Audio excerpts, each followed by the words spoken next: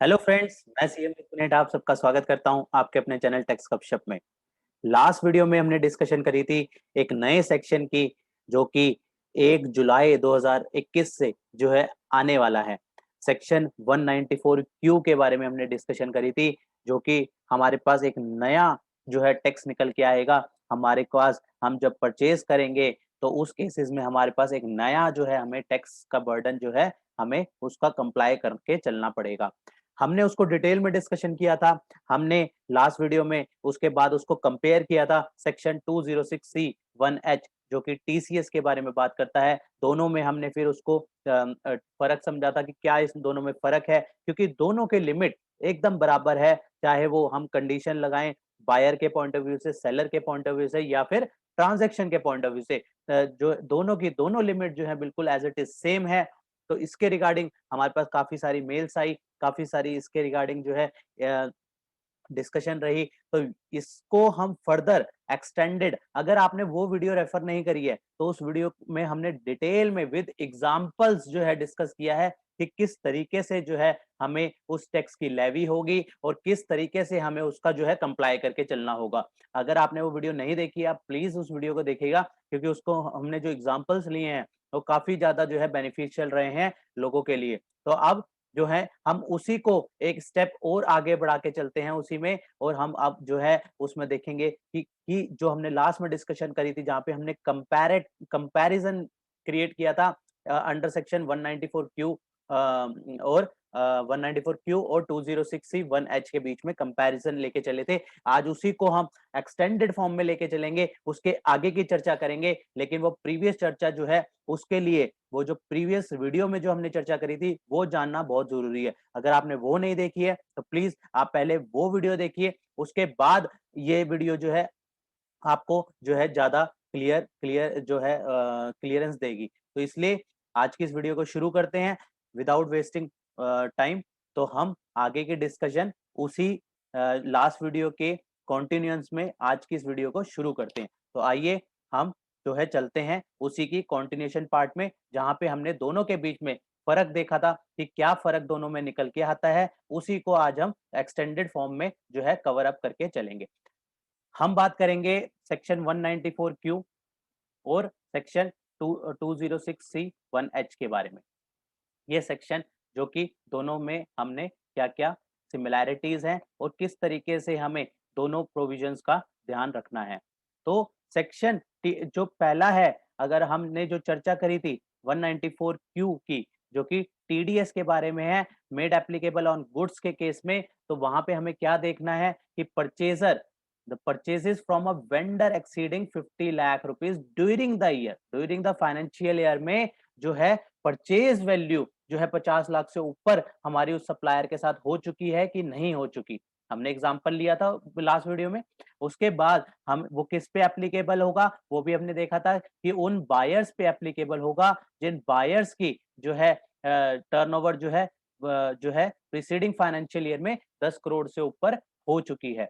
उसके बाद हमने इसको इसमें कंपैरिजन देखा था, जो हमने 206C के साथ कंपैरिजन किया था, जो कि टीसीएस की एप्लीकेबिलिटी लगाता है। और टीसीएस के केस में जो हमें देखना था वो सेलर के पॉइंट ऑफ व्यू से देखना था कि सेलर की टर्नओवर जो है लास्ट ईयर में 10 करोड़ से एक्सीड करी है या नहीं करी। तो उस केस में जो हम कंपैरिजन लेके चलेंगे 194 क्यू जो कि टीटीएस की एप्लीकेबिलिटी और 206C 1H जो कि टीसीएस की एप्लीकेबिलिटी, दोनों में क्या है वो इज रिस्पॉन्सिबल, कौन रिस्पॉन्सिबल है इसके लिए। यहाँ फर्स्ट केस में 194 क्यू के टीडीएस डिडक्शन के लिए कौन रिस्पॉन्सिबल होगा, बायर रिस्पॉन्सिबल होगा, परचेजर रिस्पॉन्सिबल होगा। और अगर हम बात करें 206C1H के केस में वहां पे कौन होगा, सेलर रिस्पॉन्सिबल होगा, या हम कह सकते हैं सप्लायर रिस्पॉन्सिबल होगा। तो सेकंड पॉइंट में हम बात करेंगे एप्लीकेबल टू वूम, किसके ऊपर एप्लीकेबल होगा, उस बायर के ऊपर एप्लीकेबल होगा जिसकी पिछले साल में प्रीसीडिंग फाइनेंशियल ईयर में, मतलब अगर हम करंट ईयर 21-22 की बात कर रहे हैं तो हम लास्ट ईयर फाइनेंशियल ईयर 20-21 में देखेंगे कि उस बायर की टर्नओवर जो है 10 करोड़ से एक्सीड हो गई है कि नहीं हो गई। तो ये हमने लास्ट वीडियो में भी डिस्कशन किया था। ऐसे ही 206C1H में हम सेलर के पॉइंट ऑफ व्यू से देखेंगे कि उसकी टर्नओवर जो है वो 10 करोड़ एक्सीड हो गई है कि नहीं हो गई। दोनों में जो लिमिट है एज इट इज सेम है। बात रही एप्लीकेबिलिटी की, हम जो चर्चा कर रहे हैं उसकी अब क्यों कर रहे हैं, क्योंकि 1 जुलाई 2021 से जो है हमारा ये सेक्शन जो है इफेक्ट में आ जाएगा। लेकिन हम बात करें 2060(1)(h की, ये ऑलरेडी 1 अक्टूबर 2020 से जो है इफेक्ट में आ चुका है। थ्रेशोल्ड लिमिट की बात करें तो थ्रेशोल्ड लिमिट इसकी क्या है, दोनों केसेस में जो थ्रेशोल्ड लिमिट है वो 50 लाख रुपीस की थ्रेशोल्ड लिमिट है, जो कि परचेजेस के केस में, परचेज बायर के केस में परचेजेस की रहेगी। और अगर हम बात करें 2060(1)(h की, वहां पे सेल कंसिडरेशन की वैल्यू जो है देखी जाएगी। टाइम ऑफ डिडक्शन या फिर हम कहें time of collection, time of deduction TDS कब काटना है, टाइम ऑफ कलेक्शन टीसीएस कब कलेक्ट करना है। एट द पेमेंट अगर हम बात करें जब 194Q टीडीएस के बारे में, तो TDS eight the time of payment, जब हम पेमेंट कर देंगे या क्रेडिट कर देंगे, दोनों में से जो भी पहले होगा उस टाइम पे हमारे पास हमारी टीडीएस की लाइबिलिटी जो है अराइज हो जाएगी। और अगर हम बात करें टीसीएस की 2061(h की, वहां पे at the time of receipt of the buyer from the buyer, वहां पे जो है हमारी टीसीएस हमें अलग से कलेक्ट करके चलना होगा।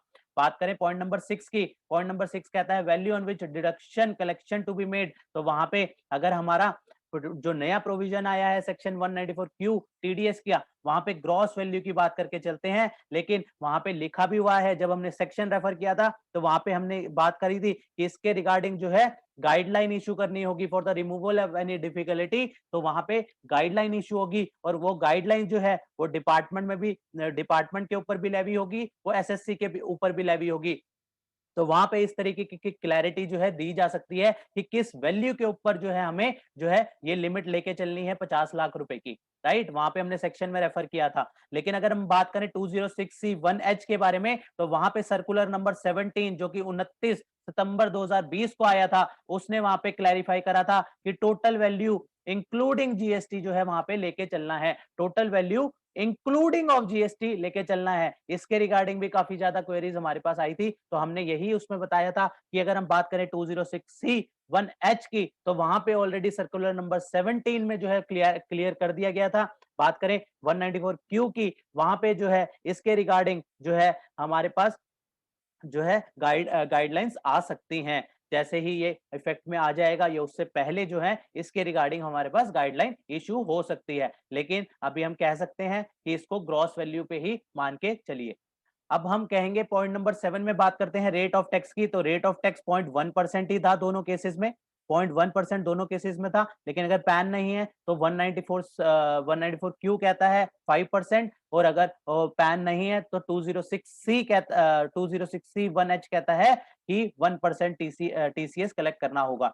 पॉइंट नंबर 8 कहता है रिटर्न टाइप, तो 26Q ही रिटर्न जाएगी इसके लिए टीडीएस के केस में। और अगर बात करें 206(1)(h की, तो वहां पे 27EQ रिटर्न जाएगी, right. Type of credit, type of credit की बात करें तो फॉर्म 16 इसके लिए इशू करना होगा, और वहां पे टीसीएस के केस में फॉर्म 27D जो है वहां पे इशू करके चलना होगा। लोअर डिडक्शन की दोनों केसेस में कोई भी जो है अवेलेबिलिटी नहीं है, कोई ऐसा लोअर डिडक्शन का सर्टिफिकेट वगैरह यूज इस इन सेक्शंस के लिए नहीं कर सकते। कॉन्सिक्वेंसेज ऑफ नॉन कंप्लायंस, अगर नहीं करते तो क्या होगा, 30% of the purchases amount to be on which TDS to be deducted shall be disallow.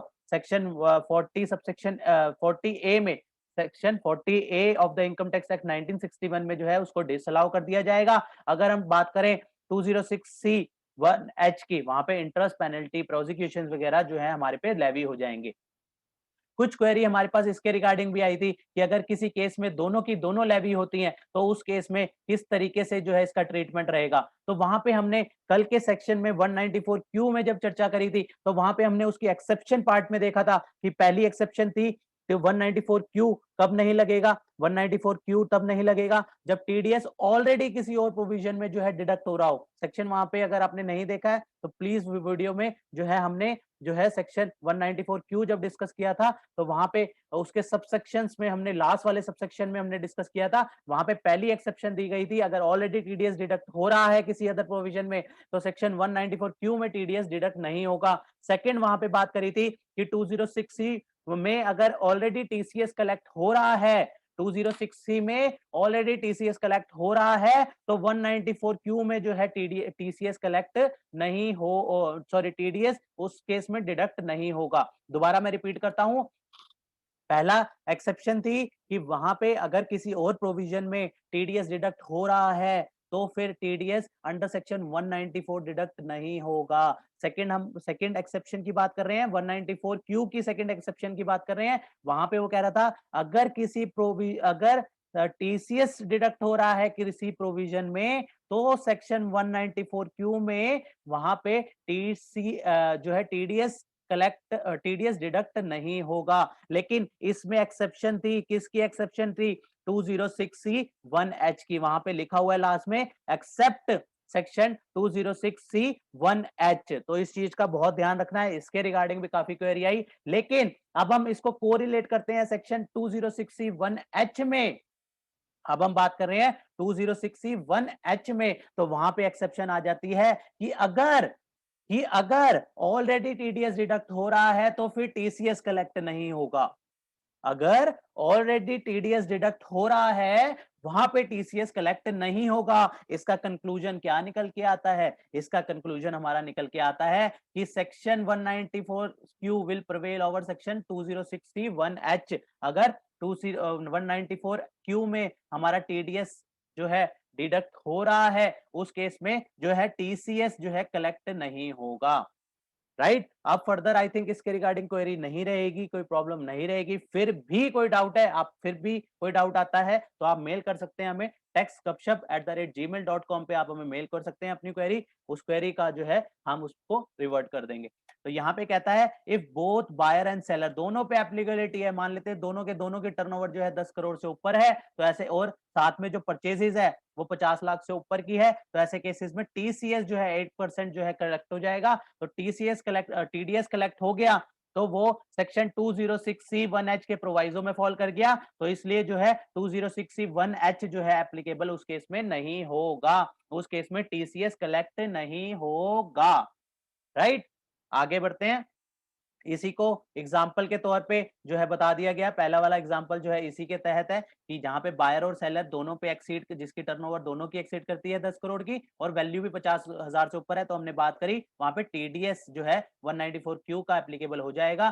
Second example में हमने बात करी जहां पे बायर के एक्सीड करती है टर्नओवर 10 करोड़ से ऊपर, जहां पे बायर की टर्नओवर एक्सीड करती है 10 करोड़ से ऊपर लेकिन सेलर की नहीं करती, तो सेलर के ऊपर जो है वहां पे 206C1H की एप्लीकेबिलिटी नहीं आएगी। लेकिन बायर के ऊपर सेक्शन 194 क्यू की एप्लीकेबिलिटी आ जाएगी तो वो टीडीएस काटेगा 194 क्यू में 0.1% जो है वो टीडीएस काटेगा। इसी का वाइसी वर्सा सेकंड का वाइसी वर्सा केस की अगर हम बात करें तो जहां पे सेलर की टर्नओवर एक्सीड करती है 10 करोड़ की लेकिन बायर की टर्नओवर एक्सीड नहीं करती, तो उस केस में सेलर के ऊपर जो है टीसीएस की लायबिलिटी आ जाएगी और टीसीएस जो है उसको कलेक्ट करना होगा as per provision section 206C1H। तो वहां पे टीसीएस जो है वो 206C1H पे 0.1% जो है कलेक्ट करेगा और वहां पे बायर को कुछ नहीं करना उस केस में। और चौथा वो केस जहां पे दोनों की टर्नओवर जो है 10 करोड़ से ऊपर है, तो इस दोनों सेक्शन की कोई भी